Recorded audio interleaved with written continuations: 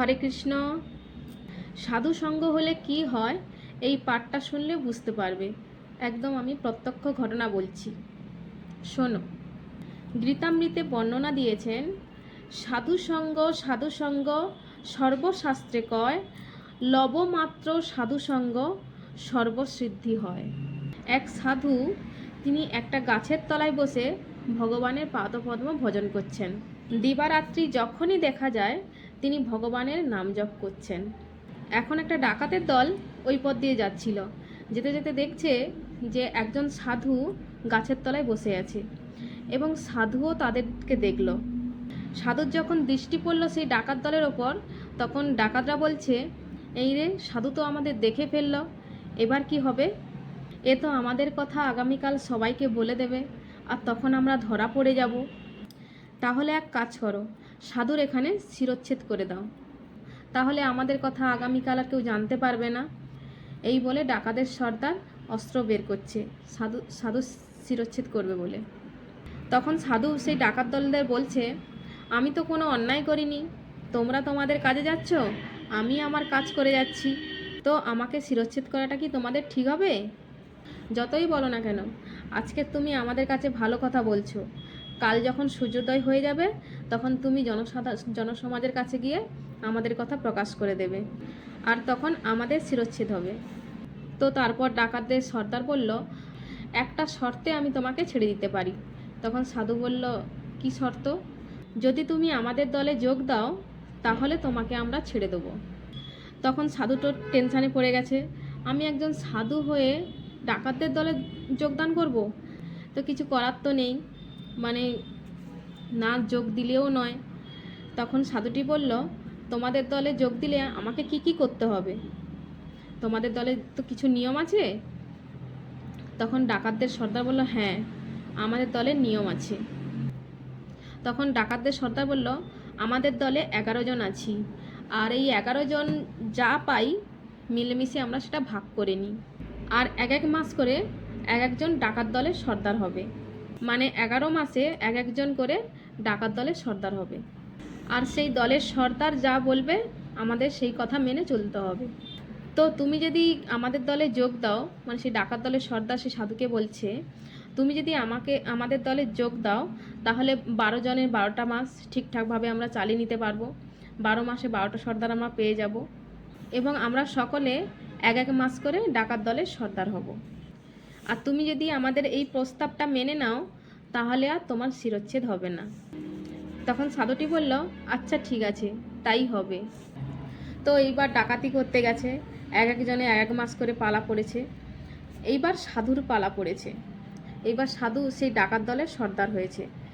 11 মাসে যে সর্দার ছিল সে বলছে, এইবার আমাদের সাধু সর্দারের কথা মেনে চলতে হবে, সাধু সর্দার যা বলবে আমাদেরকে তা মেনে নিতে হবে। এইবার সাধু বলছে, তোমরা যদি সকলে আমার কথা শুনে চলো তাহলে এক কাজ করো, আজকে সকালবেলায় নাপিতের কাছে গিয়ে মাথা কামিয়ে নেন, আর গলায় তুলসী কাঠির মালা ধারণ করুন, আর গঙ্গায় মৃত্তিকা নিয়ে দ্বাদশ অঙ্গে তিলক করে নেবেন, আর গেরুয়া বসন পরে নিন, আর আমরা সকলে মিলে গঙ্গার বাবুঘাটে গিয়ে আসন পেতে বসবো, আর আমি সবাইকে একটা করে মালা দিচ্ছি, সেই মালা নিয়ে আমরা ভগবানের নাম জপ করব। তো ডাকাতরা শুনে তো অবাক, বলে কাদের কি বলছে, কিন্তু কিছু উপায় নেই, সাধু সর্দারের কথা তো মেনে চলবো, আমরা প্রতিজ্ঞাবদ্ধ হয়ে আছি, সাধু সর্দারের কথা আমাদের মেনে চলতেই হবে। তো তারপরে তারা সবাই মিলে গঙ্গার বাবুঘাটে গিয়ে বসলো এবং হরিনাম জপ করছে, হরে কৃষ্ণ কৃষ্ণ কৃষ্ণ হরে হরে, হরে রাম রাম রাম হরে হরে। তোমরা সবাই ভগবানের নাম এইভাবে নিতে থাকো। এখন হয়েছে কি, একজন বিরাট ধনী ব্যক্তির বাবা মারা গিয়েছেন এবং তিনি পুরোহিতের কাছে গিয়েছেন, গিয়ে বলছে, আমার বাবার আত্মকল্যাণের জন্য আমাকে কি করতে হবে বলে দিন। এইবার গ্রামবাসীরা বলছেন মন্ত্রদ্রব্য প্রয়োজন, আবার কেউ বলছেন অমন্ত্র দ্রব্য প্রয়োজন, আবার কেউ বলছেন 5টা 10টা ছাগলকে মেরে ফেলার ব্যবস্থা করতে। এবার সেই ধনীর ব্যক্তিটা বলছে, এত মন্ত্রদ্রব্য, এত প্রাণী হত্যা, তাতে কি আমার বাবার আত্মা শান্তি পাবে? এবার সেই পুরোহিত বলছে, যদি আপনার বাবার প্রকৃতভাবে মঙ্গল চান তাহলে এই অনুষ্ঠানে ভগবানকে নিয়ে এসে ভোগ লাগিয়ে দ্বাদশ বৈষ্ণবকে সেবা দিন। আপনি যদি এই দ্বাদশ বৈষ্ণবকে সেবা দিতে পারেন, তাহলে এই সেবার ফল একদিন না একদিন তোমার বাবাকে গোলক বৃন্দাবন ধামে নিয়ে যাবে। তখন সেই লোকটা বলল, দ্বাদশ বৈষ্ণব কোথায় পাবো? তো এইবার তো দ্বাদশ বৈষ্ণব খুঁজছে, কিন্তু সেইভাবে তো আর বৈষ্ণব চোখে পড়ছে না। তখন খুঁজতে খুঁজতে তিনি গঙ্গার ঘাটে এসে পড়েছেন, এবং তিনি গঙ্গার ধারে এসে দেখলেন যে মোটা মোটা শরীরওয়ালা, মাথায় শিখা, গলায় তুলসী কাঠির মালা এবং বদনে হরিনাম করছে। তখন সেই লোকটা বলল, পুরোহিত ঠাকুর যে সাধুদের সেবা দিতে বলেছিল, আমি সেই সাধুদের পেয়ে গেছি। তিনি তো বড়ই খুশি। এইবার সেই লোকটা গিয়ে সাধুদের জিজ্ঞেস করলো, তোমরা কয়জন আছো?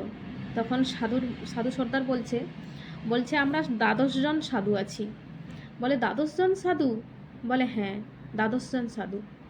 তখন সেই লোকটা বলল, তোমাদের আমার বাড়িতে যেতে হবে, আমার বাবার শ্রাদ্ধ আছে, এবং আমাকে পুরোহিত বলেছে যে 12 জন বৈষ্ণবকে নিয়ে এসে সেবা দিলে আমার বাবার আত্মা শান্তি পাবে, এবং আমার বাবা একদিন না একদিন গোলক বৃন্দাবন ধামে পৌঁছে যাবে, আর জগতে নরক যন্ত্রণা ভোগ করতে হবে না।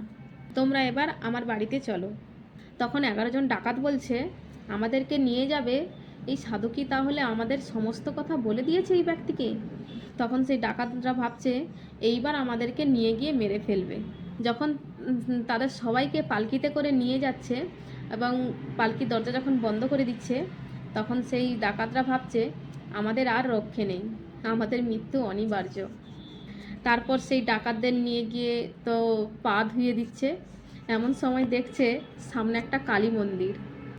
তখন তারা ভাবছে, আমাদের হাত পা ধুয়ে গলায় মালা পরিয়ে আমাদেরকে বলি দেবে, কারণ সেই লোকটা বৈষ্ণবদের গলায় রজনীগন্ধার মালা পরিয়ে দিচ্ছিল। এইবার তাদের একটা রুমের মধ্যে নিয়ে গিয়ে ভালো ভালো আসন দিয়ে বসিয়ে ভালো ধূপ আর দীপ দিয়ে তাদের আরতি করছে। তখন একজন ডাকাত বলছে, এই ধূপ দীপ দিয়ে আমাদের শুদ্ধ করছে, মানে এইবার আমাদের মায়ের কাছে নিয়ে গিয়ে বলি চড়াবে, আমাদের কাছে মৃত্যু ছাড়া আর কোনো উপায় নেই। তখন সেই লোকটা বলছে, তোমরা সবাই এক এক করে চলো। তখন সেই ডাকাতরা ভাবছে, সর্বনাশ, আমাদের তো 11 জনকে একসঙ্গে বলি দিতে পারবে না, তাই এক একজন করে নিয়ে যাচ্ছে। তখন তো সকলে ভয় পেয়ে গেছে, এবং যে নিয়ে যাচ্ছে সে বলছে, আপনারা তো ভয় পাচ্ছেন কেন? আপনাদের তো সেবার জন্য নিয়ে যাচ্ছি। তারপর তো একটা ঘরে নিয়ে গিয়ে 12টা আসন দিয়েছে এবং সবাইকে খেতে দিয়েছে ভালো ভালো খাবার। তখন সেই ডাকাতদের মধ্যে একজন বলছে, আমাদেরকে ভালো মন্দ খাইয়ে দিয়ে মনে হয় তারপরে বলি দেবে, এই জন্য নিয়ে এসেছে। সেই ডাকাতরা বলছে, সাধু দেখছে এই 11 মাসে আমাদের সঙ্গে যে চুরি ডাকাতিগুলো করেছিল সেইগুলো কিছুই শেখেনি, এবং আমাদের সাথে ছলনা করে আমাদেরকে এখানে নিয়ে এসেছে। আর এখানে তো সহস্রদ্বারী, আমরা তো কোথাও থেকে পালিয়ে যেতে পারবো না। এইবার তো সমস্ত সাধুকে ভালো করে খাইয়ে দাইয়ে এবার সবাইকে দক্ষিণা দিচ্ছে। তখন ডাকাতরা বলছে, আমাদের দক্ষিণা নিয়ে কাজ কি? আমাদের তো কিছুক্ষণ পর মেরে ফেলবে, আমাদেরকে দক্ষিণা দিতে হবে না, আপনারা আপনাদের কাছে রেখে দিন। তখন সেই লোকটা বলছে, না না, সে হবে না, দক্ষিণা নিতেই হবে। তো দক্ষিণা দেওয়ার পর সবাইকে মাথায় সোনার মুকুট পরাচ্ছে, গলায় মোটা মোটা সোনার চেন পরিয়ে দিচ্ছে। তারপর তাদেরকে দামি কাপড় পরিয়ে দিয়েছে, এবং থালায় করে যতটা ধরে সেই থালার মধ্যে মাণিক্য সব কিছু, মণিমুক্তা সব কিছু সেই থালার মধ্যে ভরে দিয়েছে। কারণ পুরোহিত বলেছে দান করতে, কারণ দানেতে সমস্ত জীবের দুর্গতি খণ্ডন হয়। তখন ডাকাতরা বলছে, এই সব কিছু দিয়ে আমাদেরকে ভোলাচ্ছে, তারপর মনে হয় আমাদেরকে বলি দেবে। এইবার সেই ধনী ব্যক্তিটা যখন বলল, তোমরা পালকিতে ওঠো, তখন সেই ডাকাতরা বলছে, আমাদের এইখান দিয়ে এইটুকু হাঁটি নিয়ে যাচ্ছে না, পালকিতে করে নিয়ে যাবে, নিয়ে গিয়েই মনে হয় বলি দেবে আমাদের। কারণ যার যেরকম মনোভাব তারা সেইভাবেই ভাবছে। এইবার সাধুদের এক একজন করে এক একটা পালকিতে বসিয়ে নিয়েছে, এবং যার পালকিতে যতটা ধরেছে ধনরত্ন ততটাই সেই পালকিতে ভরিয়ে দিয়েছে, এবং নিয়ে গিয়ে গঙ্গার বাবুঘাটে যেখান থেকে নিয়ে এসেছিল সেখানে আবার বসিয়ে দিয়েছে। এইবার সেই ধনী ব্যক্তিটা বলছে, আপনারা এবার নাম জপ করুন এবং আশীর্বাদ করুন আমার বাবার যেন সদ্গতি হয়। এই বলে সেই লোকটি প্রণাম করে ওখান থেকে চলে গেল। এইবার সেই ডাকাতরা বলছে, এইবার আমাদের দেহে প্রাণটা এলো। এবং তারা সেই ডাকাতরা বলতে লাগলো যে দেখো, আমরা এতদিন ডাকাতি করে যে জিনিস পাইনি, কেবল এই সাধুর নির্দেশ শুনে সাধু হই নাই, কেবল সাধু সাজিয়ে দিয়েছে, তাতেই যদি এইরকম প্রবৃত্তি হয়, এবার থেকে আমরা আর 12 জনের নির্দেশ শুনবো না, কেবল সাধুর নির্দেশ মতো আমরা চলবো এবং আমরা সারা জীবন ধরে সাধুর নির্দেশ মেনে চলবো। তাতে অন্তত আমাদের জীবনটা সংশোধন হবে এবং জীবনে যে আমরা এত পাপ করেছি সেই পাপ থেকে আমরা মুক্তি লাভ করব। নিজেদেরও মঙ্গল হবে আর আমার পূর্বপুরুষদেরও মঙ্গল হবে। এই বলে সকলে তারা ডাকাত বৃত্তি ছেড়ে দিয়ে পরম সাধু হয়ে নিজেদের ভাগবত সেবায় লিপ্ত করে দিয়েছে। এই জন্য মহাপ্রভু বলে দিয়েছেন, সাধু সঙ্গে কৃষ্ণ নাম এই মাত্র চাই, সংসার জিনিতে আর কোনো বস্তু নাই।